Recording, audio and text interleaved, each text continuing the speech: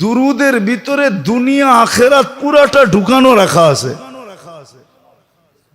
এই জন্যই তো এক সাহাবী বলছিলেন, ইয়া রাসূলুল্লাহ কতটুক দুরুদ পড়বো? বলে তুমি সিদ্ধান্ত নাও। 4 ভাগের 1 ভাগ, দিনের 4 ভাগের 1 ভাগ। এখনো হয় নাই। অর্ধেক, এখনো হয় নাই। 3 ভাগ, এখনো হয় নাই। তাইলে 24 ঘন্টায় আমি দুরুদে কাটায় দিব। বলছে তাইলে হয়েছে, এখন হয়েছে। এখন যদি আপনি প্রশ্ন করেন দুরুদে সব কাটায় দিব, বাকিগুলা কি হবে?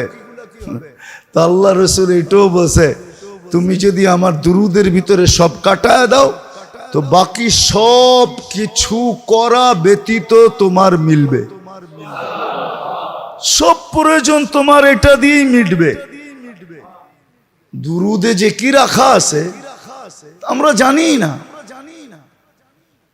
যদি কিছু রাখা না থাকতো তাহলে আল্লাহ এটা কোনোদিন বলতো না যে আমি বন্ধুর দুরুদ বন্ধ হইতে দিব না, আমি পড়তে থাকবো। ফেরেশতাদেরকে বলতেন না তোমরাও পড়ো, আমাদেরকেও বলতেন না তোমরাও পড়ো। যদিও আমি প্রশ্ন উঠায় দিছি যে আমরা তো একদিন শেষ হয়ে যাব, দুরুদ কি শেষ? তো বলছে ফেরেশতা পড়বে। আরে ফেরেশতাও তো একদিন শেষ হয়ে যাবে, কারণ আপনি লেখা রাখছেন ইন্নী কাতাবতুল মাউতা আলা মান তাহতা আরশি। আরশের উপরে তো কোনো ফেরেশতা নাই, আরশের উপরে তো আপনি একা, আপনি বিরাজমান। ফেরেশতাও তো শেষ হয়ে যাবে, মৃত্যু এদের জন্য অবধারিত। তা আল্লাহ বলে পড়তে ছিলাম, পড়তে আসি, পড়তে থাকবো। আমার বন্ধুর দুরুদ এক মুহূর্তের জন্য বন্ধ হইতে দিব না। কত বড় মর্যাদা! আর যার কারণে সব পাইলেন, আর আপনি আর আমি দুরুদ পড়ি না। একটু চিন্তা করেন না,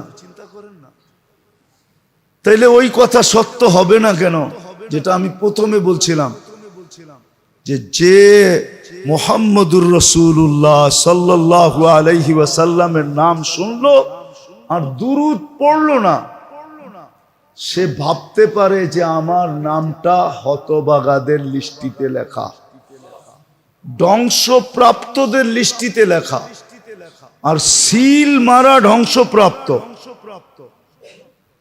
এই জন্য উচিত মেরে দোস্ত, উচিত শুধু এক-দল দিয়ে তো হবে না। এটা উম্মত যতক্ষণ পর্যন্ত 50% উম্মত এই অভ্যাসে না আসবে। আরব দেশগুলোতে অভ্যাস আছে, বহু আরব দেশ বেশিরভাগই অভ্যাস। ওরা দেখবেন কথায় কথায় একজন আরেকজনকে বলবে সল্লু আলান নবী, আল্লাহ রসুলের উপরে দুরুদ পড়ো। আপনার লোকে একটু কাটাকাটি হয়ে গেছে, উচ্চ আওয়াজ হয়ে গেছে, বলবে সল্লু আলান নবী, নবীর উপরে দুরুদ পড়ো। ওদের অভ্যাস আছে, কিন্তু ওদেরকে দিয়ে তো হবে না। পুরা উম্মত যতক্ষণ পর্যন্ত অভ্যস্ত না হবে। আজকে আল্লাহ যে আমাদের উপরে নারাজ, আমি তো মনে করি শুধু এই কারণে নারাজ যে নবীর মূল্যায়ন নাই, মুহাম্মদুর রাসূলুল্লাহ সাল্লাল্লাহু আলাইহি ওয়াসাল্লামের মূল্যায়ন আমাদের কাছে নাই, ওনার আদর্শের মূল্যায়ন নাই, ওনার জাতেরও মূল্যায়ন নাই আমাদের কাছে, ওনার আদর্শেরও মূল্যায়ন নাই। সত্য এটাই। ঘরের মানুষ যখন দেখতে না পারে তো বাইরের মানুষও দেখতে পারে না। আজকে আপনি বলবেন আল্লাহর রসুল সম্বন্ধে মানুষ যখন লেখে, বিজাতিরা, ওরা লেখার সুযোগ পাইছে কেন? ওরা দেখে যদি এতই বড় কিছু হইতো তাহলে তো মুসলমানই মানতো। ওরা তো ওদের নবীকে মানে না, বিয়েতে মানে না, শাদিতে মানে না। ওনার আদর্শ তো ওদের কাছেই ঘৃণিত। নাইলে যুবক নেটে দেখে চুল কাটে কেন?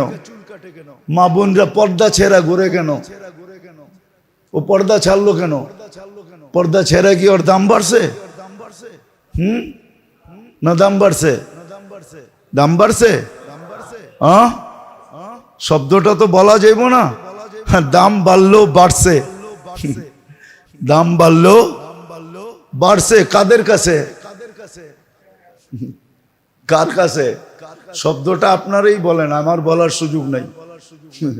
এটা দুনিয়া বোঝে, ওর মতোই আরেকটার কাছে দাম বাড়ছে, ওর মতোই কি, ওর মতোই আরেকটা ছাড়ার রশিবিহীন মানুষের কাছে দাম বাড়ছে। কি রশিবিহীন? আসলে যারা মানুষ ওদের কাছে দাম বাড়ে নাই। ওদের কাছে দাম যদি বাড়তো তাহলে তো ও সবকিছু বিলীন করে দিয়া সাজায়া ঘরে রাখতো, যে তুই ঘরের জিনিস ঘরে সাইজা থাক, তাহলে তো গায়রত থাকতো, আত্মমর্যাদা থাকতো। আত্মমর্যাদা তো নাই। তো যেটা বুঝাইতেছিলাম যে আল্লাহর রাসূল তো আমাদের কাছেই আজকে অবহেলিত। আপনি সুখে থাকবেন কি করে? বাইচা গেছেন শুধু, ডিটে সিগনেচার হয়ে গেছে, আল্লাহর রাসূলের সাথে অঙ্গীকার হয়ে গেছে আল্লাহ যে আপনার উম্মতকে আমি সমূলে ধ্বংস করব না। শুধু এই কারণে বেঁচে গেছি, এই কারণে, নাইলে বাঁচার ছিলাম না, বহুত আগে ধ্বংস করে দেওয়া উচিত ছিল।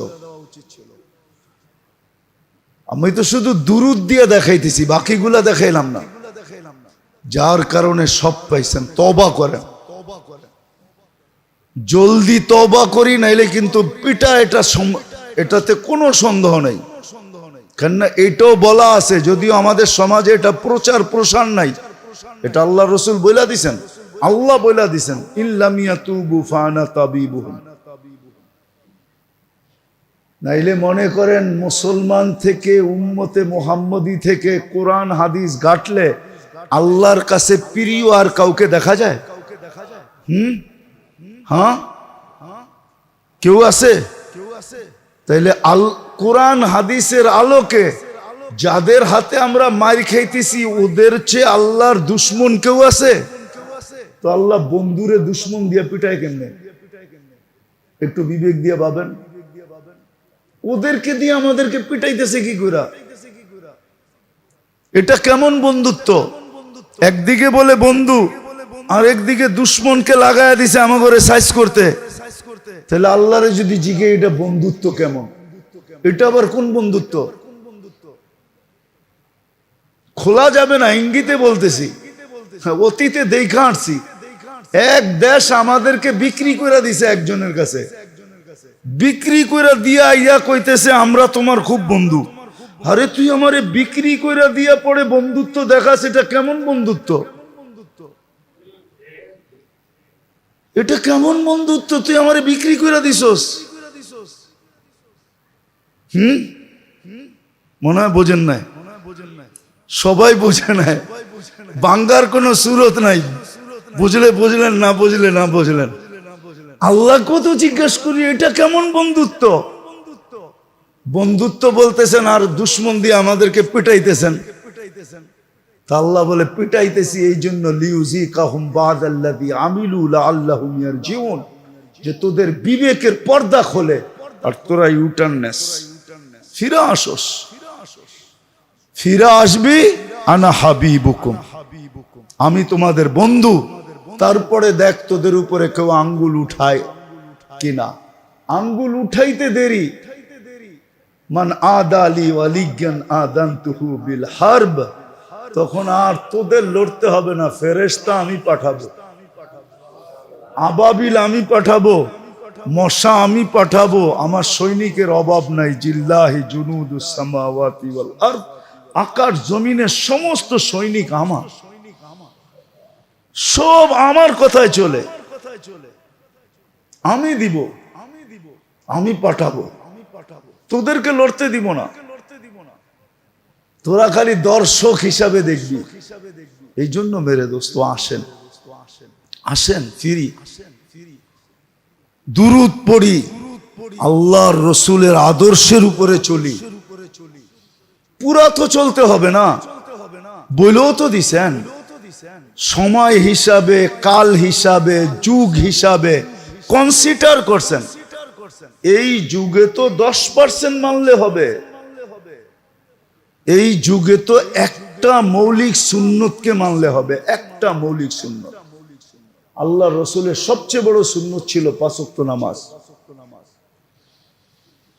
5 ওয়াক্ত নামাজ। আজকেও যদি উম্মত 5 ওয়াক্ত নামাজের উপরে ওঠে, রব্বে কাবার কসম, কালকে সকালের সূর্য দুনিয়াতে বিলকুল চেঞ্জ হয়ে উঠবে। এক রাত্রে দুনিয়া আল্লাহ চেঞ্জ করে দিবে। মুসলমান পড়া দেখুক না, বাংলাদেশি পড়া দেখুক, এক মহল্লাই পড়া দেখুক যে আমাদের এই মহল্লায় কোনো বেনামাজি থাকবে না। পড়া দেখুক। বাড়ি তো এই মহল্লায় মাত্র 25টা, হোল্ডিং তো এই মহল্লায় মাত্র 25টা হোল্ডিং। 25টাই তো, ভুল বলতেছি না তো? 25টা হোল্ডিং। 25টা হোল্ডিং এর মানুষ বলুন যে আমাদের এখানে কোনো বেনামাজি থাকবে না। কইরা দেখুক কি দাঁড়ায়, কি মিলে, কি রূপরেখা হয়। করবে তো না, করবে না। আর এটাই সত্য। মুসলমান যেদিন জুমার নামাজ আর ফজরের নামাজ সমান করে দিবে, ওদিন থেকে বিজয়ের পালা শুরু হবে। আল্লাহ আমাদেরকে বুঝার, শিখার, মানার, চলার তৌফিক দান করেন।